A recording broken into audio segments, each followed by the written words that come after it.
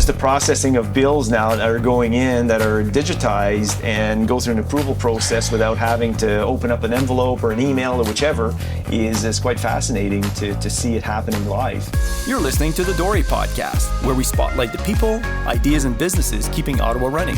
From contractors to real estate investors, entrepreneurs to industry experts, we dive into real conversations and help grow everybody's pie. Episode 50, Bookkeeping Bureau. So welcome back to another episode of the Dore podcast, where we talk to industry leaders, innovators, local experts shaping Ottawa's real estate and business landscape. I'm your host, Dan Dore, and today we've got a fantastic guest that I know we're going to have fun with. Thanks, Dan. I'm sitting down with Todd Muise from the Bookkeeping Bureau, the CEO of the Bookkeeping Bureau, a firm that's focused on modern bookkeeping, cloud accounting, and helping businesses gain clarity and confidence in their financials. So Todd, welcome to the Dore podcast. Thanks, Dan. Thanks for having me. No, thank you. Here. I knew this was going to be a fun chat, so... I think so. We do this without the podcast. Many times. Now we're just making it official. Let's do it. So Todd, take us back to the beginning. I know, you kind of, you always, tongue in cheek, you say, I'm not a bookkeeper, but obviously there's a passion in what you do. So bring us back to the beginning of how you got involved with the Bookkeeping Bureau. Thank you. That's a good question. I've always been a serial entrepreneur. I love business. I love the transaction of business. I often think to myself, if I was selling a service, would I take my own money out of my pocket and purchase or engage that service, and it would have value to me? And when I find other businesses that create that interaction, and I think the value proposition is there, I get very excited. So helping other people have a business that works in that way, or having my own business that works in that way, has always been really interesting and invigorating. I've always been an emotional and touchy-feely person. I think feeling is important. I think that's where we get our energy. That's where we get our vibes from. But I also have to couple that with financial data and ensuring that my feelings is matching the performance that I intend. And importantly, that I'm getting the return on my investment, both in my time and in my finances. Mm-hmm. So, and this led you, because obviously the Bookkeeping Bureau, you allude to the fact before the podcast, you've been with the Bookkeeping Bureau for 9 years. You have a history in business before, and it led you to the Bookkeeping Bureau. And obviously there's been a lot of changes since the 9 years, because I mean, you and I both have been in business for more than 9 years. Yep, a long time. So I'm assuming, so you were in business, in other businesses in the past. You don't have to go into details, but they all had an accounting aspect to it. Yep. And I guess it's relationships more so that brought you to the Bookkeeping Bureau? Yeah, relationships and also, I wanted to find a way to make financial reporting, to make the actual backbone of looking at numbers and understanding the performance of a business as easy as possible. I thought that we were often, encumbered by tracking pieces of paper, answering questions to accountants, putting information together. And I thought there should be an easier way for that just to flow naturally so that we could focus on the parts of our business that really need us. Yep. And then hopefully find other professionals that could assist and support us in bookkeeping, financial reporting. I was doing a lot of it myself back then because I didn't really understand the process and I wanted control. I know that you've confessed that to me in the past as well. And I'm happy that you broke through. Yeah. But when you can really learn to trust and find those processes and find those systems that can support you and free you up, I think that's really invigorating. Yeah, because I think for the most part, when you look at entrepreneurs, people who start businesses, accounting is typically not the one thing they like to do. They typically will do the work, they'll meet the clients, they'll actually do the physical things, but the accounting, my experience has been for many people, it's kind of not the priority. It's not what they enjoy doing. And I've expressed to you, I mean, for me, I actually enjoy doing this. Yes. But I can see like the service when you got in, I'm assuming through the years of experience that you got in other businesses that you saw that there's a need to have somebody that pays attention to the bookkeeping. even though they're not necessarily attached to the business. You got it. And it takes a leap of faith for the business owner. Yeah. Right. That's a big part. We try to remember that when we get new clients into our firm, we try to remember that we're building trust, we're building a relationship, and we're providing services. Right. Look, even though we do accounting and bookkeeping, I think we're in the service industry. That's truly what we do. Is we serve people, and we serve them with accounting and bookkeeping services. There's a great quote on our website. The very opening line is, "We're a laid-back team of professionals trying to solve a hard problem." Okay. And we say that, Hang on a second. A laid-back team of professionals trying to solve a hard problem. Yeah. Bookkeeping is a common struggle for entrepreneurs. Yeah. And we're determined to change that. Okay. The Bookkeeping Bureau, you've been around a long time with us already. I feel you're getting close to our firm. We have a nickname, BKB. Yeah. Okay, that's what our internal clients and our legacy clients call us. So from now on, if you're willing to call us BKB, we'd be happy to have you use that name. Yeah.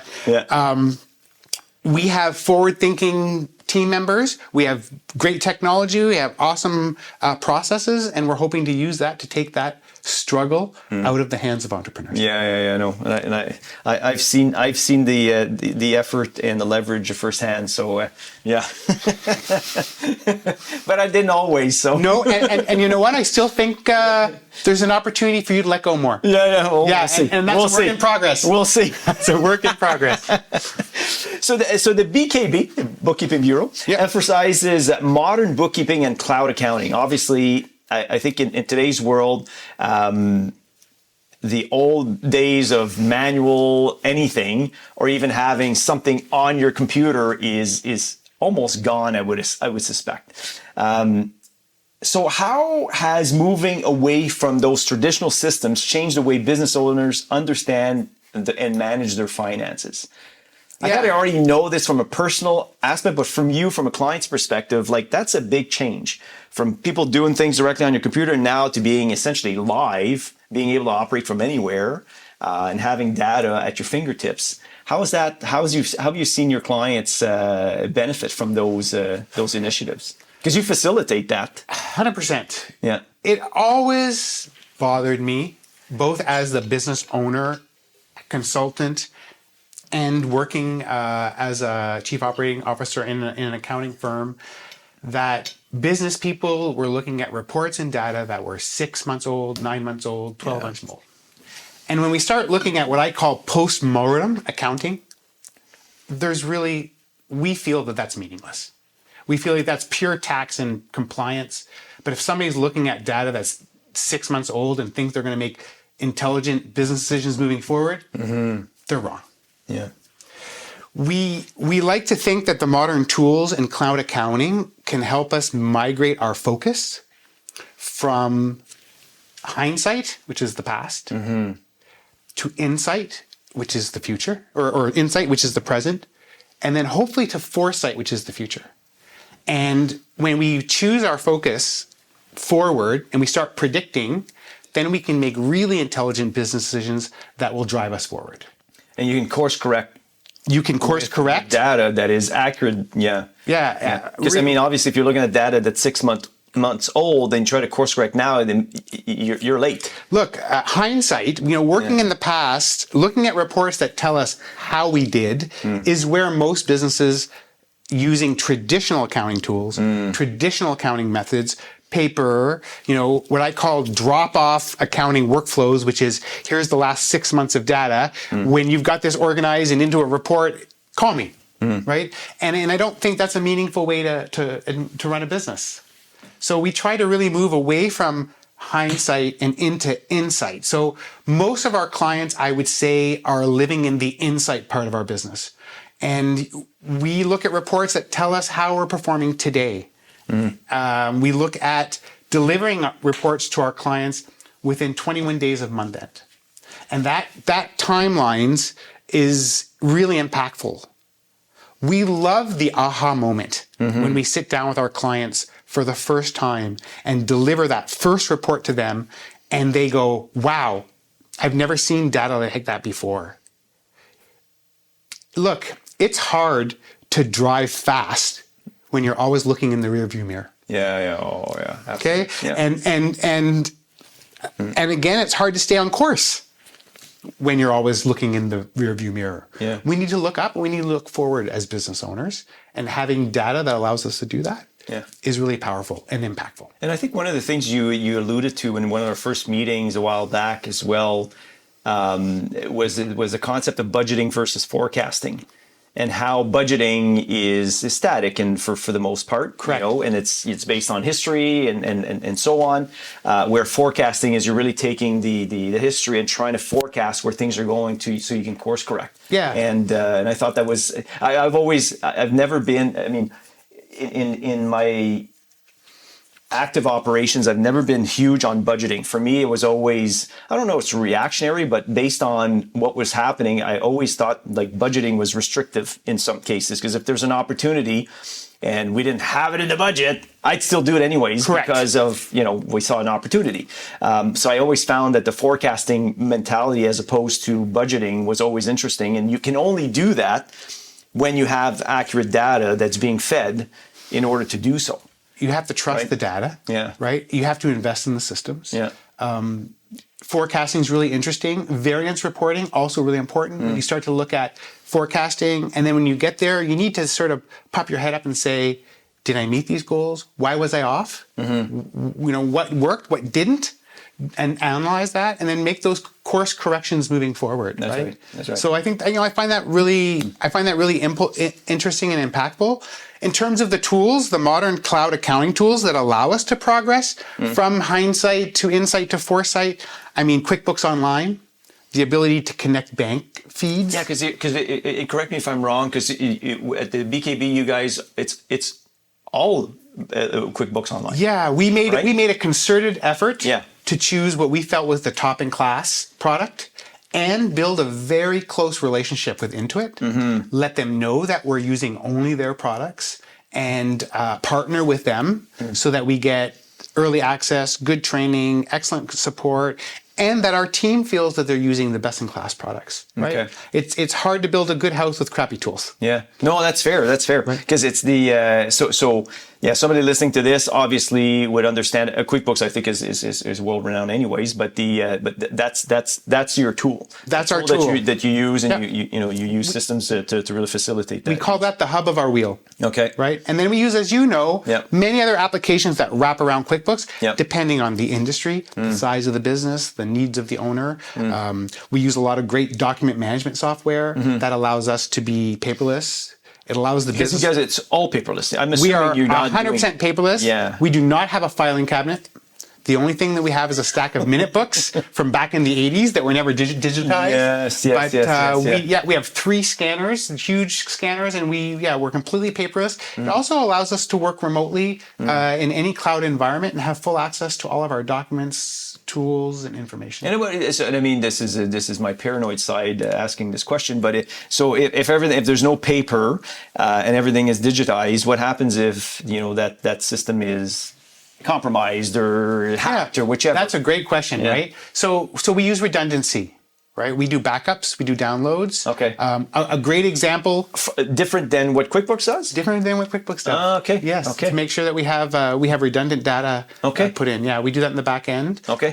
Also for source documents, I mean, we use document management platform that will host the document and store it in its own repository, which is bank level encryption, more than 3 databases in the world. And then that connects to QuickBooks, and that source document is also attached to the journal entry in QuickBooks. So you have a redundancy of source documents. So, we're always thinking about data and being safe. It's a big part of what we do. It's also why we rely on A-class application partners. I love the adoption of early technology, but I'm always looking to make sure that the security and the robust systems are in place, both for the security of my firm and, just as importantly, the security of your business. Yeah, no, and I think it's important, because I mean, obviously, when it comes to accounting, I was telling you about it. An audit we had a very short, a short while ago, and how pulling the data from boxes and storage and so on, it was, that was like, for us, that wasn't That was several years ago. Yeah, for several years, And we thought we were advanced. I had a in many sign cases. on my office that you would like that said, data flow, never data entry. Yeah. Okay. Okay. Yeah. And the mindset was Yeah. always look for ways to bulk import data, look for ways to connect apps and bring data through. We should never be keying in transactions anymore. That's work in the past, right? We manipulate data, import data, review it, and then test it to make sure it's accurate. That's the changing role of an accountant. Yeah. And it's ever changing, because with all the technology that's happening in AI, like I was just saying, that just the processing of bills now that are going in that are digitized and go through an approval process without having to open up an envelope or an email or whichever is quite fascinating to see it happening live. And go through a suggested posting, and it renders. I'm like, oh, okay. Yeah. I love to tell the story of what I think is a beautiful accounting workflow, which starts with the photo capture. Let's say that you go for a nice meal and, or parking. You pull out your smartphone, you grab your receipt, you take a picture, you throw it out. Yeah. Our team then receives that. There's optical character recognition that reads that receipt. It pre-populates the journal entry. Our team reviews the journal entry, hits a green button. That is sent into QuickBooks Online. It attaches a PDF copy of that into QuickBooks Online. So now it's CRA compliant. Yeah. If that was a CRA compliant, right? Okay. Because we now have a source document and a journal entry connected to each other. So what? You just clarify for me. What do you mean by CRA? I know it's Canada Revenue Agency, but what do you mean by what do you mean by CRA compliant? So what is that? we are always trying to preempt audits. Yes. So if we are called to provide information to CRA for an audit, that should be readily at our fingertips. Should not take time. Should not create an extra burden on you. The letter should not go to you, Dan, and you should not be in the. I should not see you in QuickBooks. Selling a commercial property? At Dore, we know how to attract the right buyers, price strategically, and help you get over the finish line and close. Let us market your asset the right way and help you get the returns you deserve. Visit us at doremultiresidential.com. Because that's what Dan does. We should be able within 5 minutes to go in, pull the top 5 invoices, download the source documents, make a quick thing in Excel, and have that off to CRA quickly. And that represents your business really well. Yes. And that brings down the anxiety level. The confidence of the CRA agent is there because we've responded quickly with all the information they want. So we're always building workflows that allow us to remain CRA compliant, right? So even if you're not doing that, doesn't mean you're not compliant. You're just not efficient. You're not efficient, or you're not thinking ahead to be ready. Right. Right. Or building a workflow that allows it to be audit ready. Sure. Right. And so that really serves that piece. Right. Yeah, and when they happen, it's always in the most opportune time where you're busy, you're doing other things, and it's like, audits do not come at the best time. That's not how they work, right? Yeah. And then going back to the accounting workflow, when we've got that transaction in QuickBooks and we want to pay it, we can export that transaction into a third-party app that we call Pluto. Okay. And Pluto is electronic funds delivery. Yeah. So in Pluto... So that's payments. That's payments. Right. So my team would go into your accounts payable ledger in QuickBooks, decide which payments should be pre-populated. Yeah, because it has to have, I guess, all the banking info. Because they're transfers, right? They're transfers. Yeah, they're not checks. Nope. Yeah. An email would be sent to you to say, here's the payments we'd like to make. There's a green button and a red button. You press the green button, you say, I'd like to make the payment. The payment is made. If you're not sure of what the payment is, and I know you like to double check, you're an excellent business person. Yeah. You hit the source document, and it will show the photo that came from your smartphone into QuickBooks, into Pluto.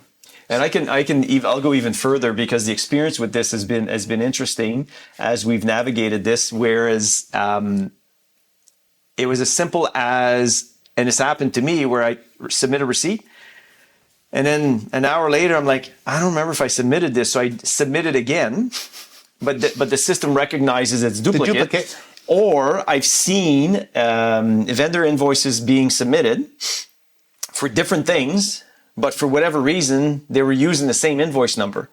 So it flags it as saying, well, they're not the same, but they're similar because they're using the same invoice number. Yeah, please look at me is what they're saying. Yes. Yeah, which is great. I mean, in the back end, we talk about the big world of AI and how scary it is and how it's taking over, but that's a great example, right? Yeah. That's limits and rules and a little bit of machine learning and thinking that's kicking back. And even with one of the other things that we're saying with that technology is as receipts were being sent in, it actually recognizes which credit card it was being used. Correct. Yeah. So you could see exactly which credit card it was used, and so it flags it as a credit card payment. So it won't go into payables because it recognizes it's going to be on a statement. So it's quite fascinating to see it live. Well, when you make that payment, when you approve the payment, Yeah. Pluto then sends the information back into QuickBooks and says a payment for this invoice was made that day. Yeah. The bank is connected to QuickBooks, so we've got an automated feed. And at the end of the month, QuickBooks auto matches the payment, the journal entry, and the entry in QuickBooks and reconciles. Yeah. So you've got just the most beautiful cloud accounting workflow from photo capture to payment. As a business owner, you have full visibility into the process. It's clear to you. It's transparent, and it's happening all in real time. I don't want to call it automated because we review, but it's as automated as it can be with that double check of a human with experience using their judgment and looking at your entry. Right. Yeah. No. And it's and I have to admit that having the ability to see live what those actual invoices or suggestions postings are is amazing because you can make decisions very quickly, and if it recognizes something that's off, you can make a decision very quickly, such as the one is like, oh, it's the same invoice number, but it's clearly two different periods or two different services, but whoever they don't have an accounting system. Correct. So they're doing it manually on an Excel spreadsheet, whichever, and next thing you know, our system's recognizing that the invoice number is the same. Right. Even though it was, reject it, get me a new invoice number, and so it's been fascinating to see because I'm not sure that would have been caught just from a human, but from before. No, right? No, that's the benefit of large data and the machine working in there as well, right? Yeah. The other benefit is that through using these systems, we're standardizing your chart of accounts, and we're forcing these expenses to put in the right buckets. Right. And then that at the back end creates the reporting that you're looking for. Yeah. We can only do strong reporting if we have strong data. Of course. So by using these tools and creating that structure, it's seamless to you because it's happening in the background. But for us, it's one more way to make sure that data is getting put into the correct places, and that we're building out the information we need to give you the reports that you'd like to see. Yeah, because garbage in, garbage out, right? Garbage in, garbage out. If you don't have the right information or it comes in incorrectly, it. But I have to say, I'm using these tools through your firm, and I've been pleasantly surprised because there's. I love accounting, and this is to me was like how's this going to work and so on. But no, I've been pleasantly surprised to see the checks and balances and how it actually finds the issues, and it flags the issues so you can see whether it's a duplicate entry or something that seems off with invoices that have been submitted in the past, and have the ability to have multiple people send in their invoices so they're not all coming to one inbox that's being sorted. Like it's really and in the back end there's an audit trail for everything.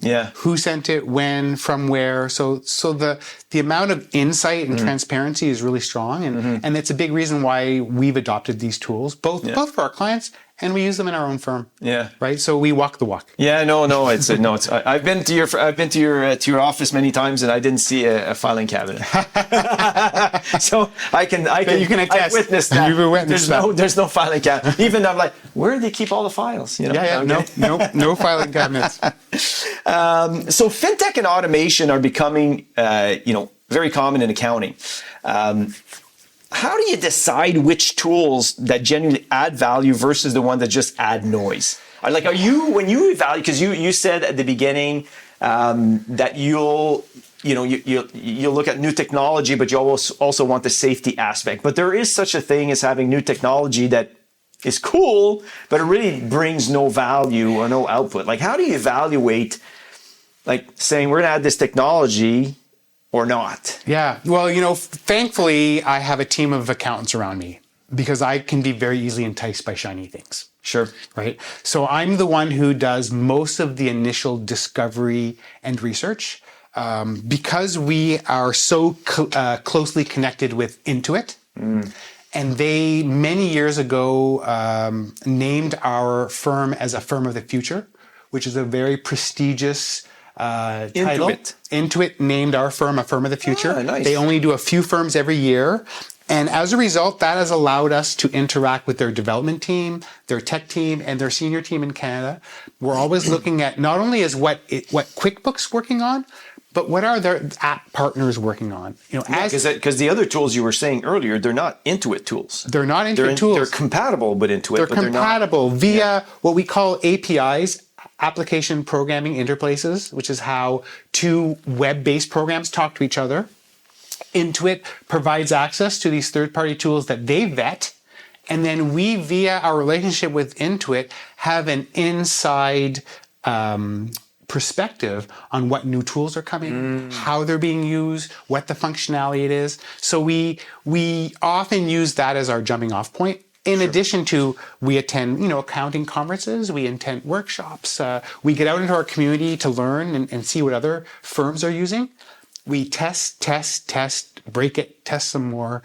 When you say we, you mean BKB or BKB, okay. Our firm. Yep. So you'll test it. Yep. We will sometimes run two databases at the same time. We will sometimes run two payment platforms at the same time, and then do comparisons to see how it works. Even with QuickBooks, I will admit, we look at Xero, we look at Sage, we pay attention to the competitors to make sure we know what's happening there in the marketplace. Yeah.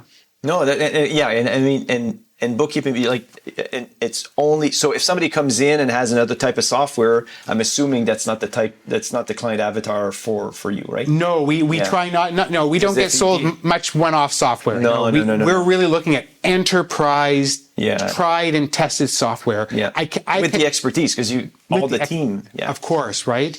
The other thing that you might find interesting, because I know you're a really good people person and a manager, is that the software decisions at my firm are committee made. Okay. Not by management.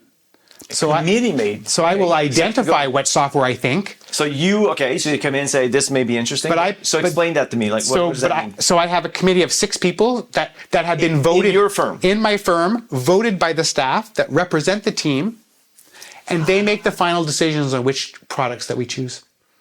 And it's not cost-based, it's functionality, it's efficiency, it's workflow. And they choose those products, and then we adopt.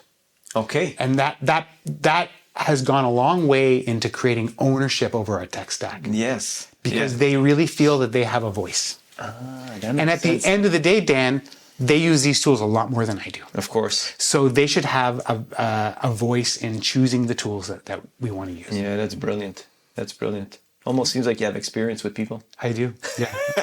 Look, I adore people. Yeah, I adore people. Oh, I know that. Yes. No, that's good.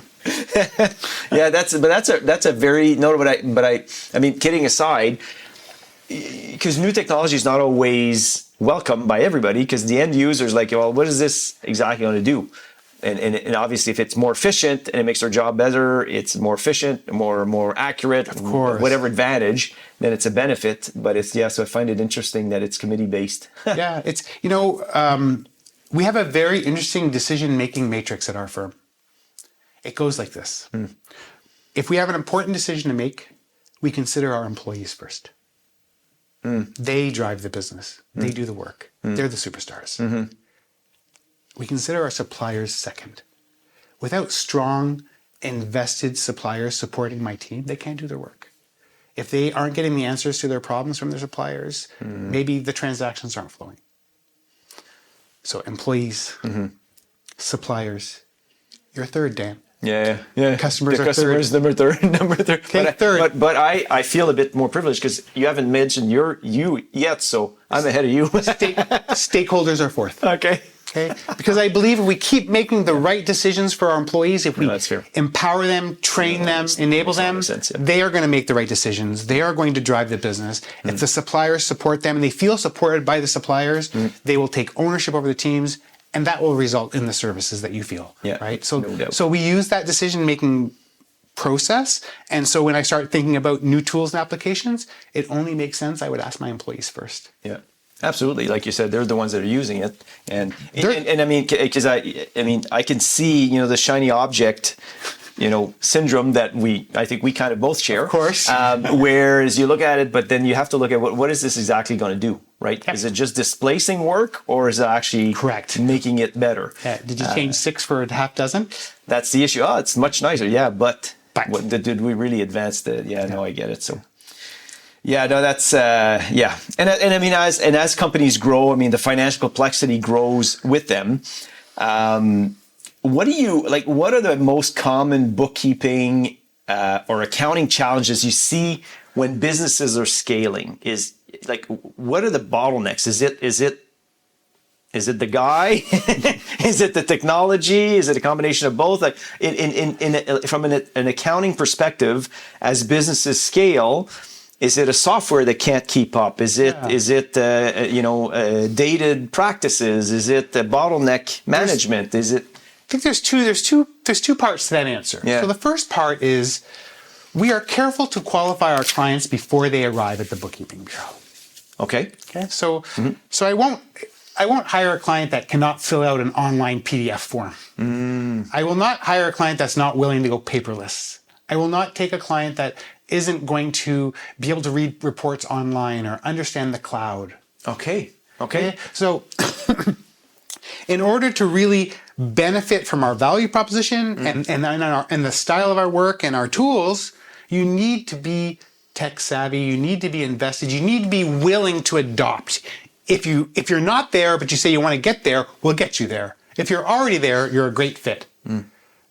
But if I send you the PDF and you print it out and you fill it out in pencil and you drop it off the next day, you're not getting a second meeting. I think I may have done that. Okay. So that's the first step. My clients already should have that mindset. Yeah. So that's one road bump out of the way. Yeah. The real problem is that as businesses scale and grow, they grow too fast. And then their focus goes away from financial administration. Their focus goes away from bookkeeping and accounting, and it gets put on sales, customer acquisition, hiring more people, and all those things that are readily in front of you. And bookkeeping becomes second fiddle. And it's really important that we keep bringing that reporting back into the forefront. We have to bring that discipline back into the forefront, so that they know how their growth is really performing. It's very easy to get caught up bringing in customers, selling new shiny things, feeling busy, but are you really getting a return on that time and investment? Without financial reporting, you don't know. You're running blind, right? And so part of our role as bookkeeping and accountants is sometimes to be your personal trainer, right? I commend you. You already understood the importance of good books and bookkeeping. You had your focus in it most of the time. Many of our clients, they know what they're supposed to do. They know they're supposed to be doing push-ups. They know they're supposed to be drinking water. They know they're supposed to be working out and eating healthy. But sometimes they hire a personal trainer to hold them accountable. Yeah. To make sure they're doing it right. To make sure they're doing it 3 times a week. To help them achieve their goals. Sometimes we have to see that as our role, right? You know you're supposed to be sending us the data. We have to sometimes pull your shirt sleeve and say, hey, don't forget about us, right? Yep. Or look, you just spent all this money building clients or taking things on. Maybe you should also be investing in your administrator or bringing on another team member to make sure that your financial reporting doesn't lapse. And we're not afraid to have that really direct conversation with you. We owe it to you because we believe so much in the power of data and reporting. Yeah. That we will impel you to continue to do that. But that's one of the challenges we see as businesses grows is that the focus can be distracted by growth in revenue, but it shouldn't be, because if you're not hitting the right numbers or not maintaining your margins, you could be doing a lot of extra work for no extra. Yeah, no, I've been there, done that. I think we all have. That's one of the hard lessons, isn't it? Of course. Yeah, where you're like, we're growing, but it's not, I'm not making any more money. So what am I doing here? Right. So no, it's interesting because that in my personal opinion, it seems to go beyond the scope of simply bookkeeping, right? It sure does. We talk about we talk about bookkeeping, but I mean, and the offering that you're talking about is there's a consultancy aspect to it for the most part that kind of comes with it to try to nudge you into making those decisions or at least be alerted to certain issues that you may or may not see coming, either because the data has been populated or somebody's not reading the data, and being able to report back and say, here are the issues. And that, to me, it's an extension of simply bookkeeping, because you're facilitating the comprehension for small business owners. It feels like an extension, but I think a lot of firms miss it. Okay. I'm glad it's only me and you today, and nobody's listening in. Yeah. Because just like I allowed you to start calling us BKB. Yeah. Okay. Well, you asked me to call you. Well, BKB. I think, and you should be calling us BKB. Okay. That's what you've been writing in the emails. The whole world it. doesn't know that we do advisory and consulting. That's right. We don't advertise it. It's not something we want to publicize. Sure. We want to be known as bookkeepers. Okay. Why? Because that's where the data starts. Sure.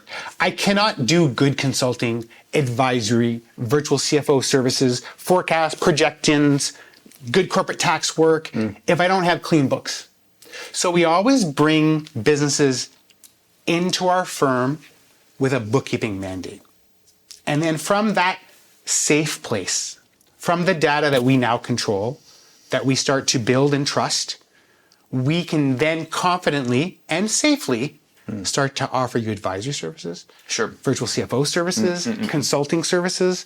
But I don't want to pretend that we've got a sign out there saying, hire us as consultants. No, because we do our consulting in great books. Okay? Sure. So it's the quality of our bookkeeping that really makes us successful. Fair. Okay. Right? But it's a natural jump off. And you know what? It's flattering to me that you recognize that. Yeah. Right? No, but I mean, listen, I love accounting. So for me, it was tough for me to say, like, how do I get somebody else to do this? But I can recognize the value and the leverage. And I mean, obviously I need to run the businesses. So accounting was great, but when you get other people that you can rely on that do it properly, use the tools and be able to see the data or question anything at any given time, it brings a great amount of comfort to offload that task. So it's a nice part of maturing as a professional and realizing that there's other professionals out there, and that if we really lean on them and bring them in to do what they're great at, we actually become better at what we're great at. No, that's a good point. Right? And that takes maturity and time to be comfortable like that. So you're telling me I'm mature? I think so. Okay. I'll reserve that. I'll reserve that for Some later. Some people around me may not think the same way, but okay. Play hard, work hard. Yeah, exactly. And obviously, I mean, I wanted to ask you about the culture at Bookkeeping Bureau, but you kind of, it's interesting, in one of a few minutes ago, you alluded to the fact of the decision making. Yeah. And that speaks to the culture. It sure does. If somebody's working at the Bookkeeping Bureau, this is the type of culture that you don't get everywhere. Look, right? My staff choose to do what they do. Yeah. Okay. They applied for the job. Yeah. They love accounting and bookkeeping. We love what we do. We love the impact we make. We love seeing the results in our clients' businesses. That feels fantastic. Investing in Ottawa real estate? Dore Property Management has 20 plus years of proven results. Call 613-227-0000 or visit dorerentals.com. We acknowledge that, there's numbers, but there's people behind the numbers. There's jobs, there's families, there's inheritances, there's tax planning, there's emotions. There's customers, there's emotions. I mean, you have a beautiful business. How many people live in these properties and rely on you, right? These are their homes. And I provide financial data. I help you be successful. You have a team around you. You support them. We try to take that step back and see the role we play in that big picture, right? And even as finance professionals, and even remembering the emotions, knowing their businesses, understanding the struggles, and trying to keep that in mind as we interact with our clients. We still believe that reporting is important. I will never waver than that. Okay, we believe reporting is important, but there's 24 of us there. 25 of them are accountants. I'm the only one not. You could ask any of them individually and they would say, what's the largest multiplier at the Bookkeeping Bureau? What drives us forward the most? And they will tell you, it's not what we do, it's how we do it. Okay. And to me, that's corporate culture. So how, meaning in the culture, yeah. In the culture. Doing How do we the right- deliver it? yeah, How do okay. we talk? Yeah. How are the reports sent? How are we communicating? How do we make our clients feel? Yeah. Right? And that creates culture. Also, are we proud? Are our standards high? And that's the team that creates that. Not ownership, not leadership. They have their own standards. Yeah. They have their own pride, right? And that comes out in our business, right? No. I spend more time with the people I work with than my own family, right? So we need to make sure it's a place that we want to be at, that the values are there, that the intensity, the drive, the dedication is not just one person, that it's a whole team. No, I think, and that's, of course, because if it's just one person, then it's tough, right? It really is, But right? the decision-making, waterfall that you have, I find is interesting. Yeah. Especially when it comes to adopting new technology, because as you were alluding to, I mean, you bring new technology, you disrupt everybody. It's, you're not necessarily ahead of the game, right? No, So, and it's I had a really touching moment recently where we had a new team member who'd been there for about 7 months. And for whatever reason, during his onboarding process, I was not available that day to sit down. I spent about an hour with each new employee talking about corporate culture, going through our mission, our vision, talking about how we want to serve, and just framing it. And I wasn't available to do that day. And for some reason, my responsibility, it didn't happen. And many months later, I was sitting with him one-on-one in the kitchen, and I was listening to talk about his clients. I was listening to talk about how he approaches work and how he loved working there. And I realized that he had gotten all of those important points of our corporate culture from his colleagues. yeah, just from being in the environment. Not from me. And I knew at that for you. moment, Yeah. it was bigger than me, that it was truly corporate culture and not just Todd's version of what the culture of the business should be. And that's very rewarding beyond profit or payments or money. That's a good reason to go to work every day, to see something like that happen. Yeah, and it's fun for everybody else. It's amazing Obviously, for everybody right? else, right?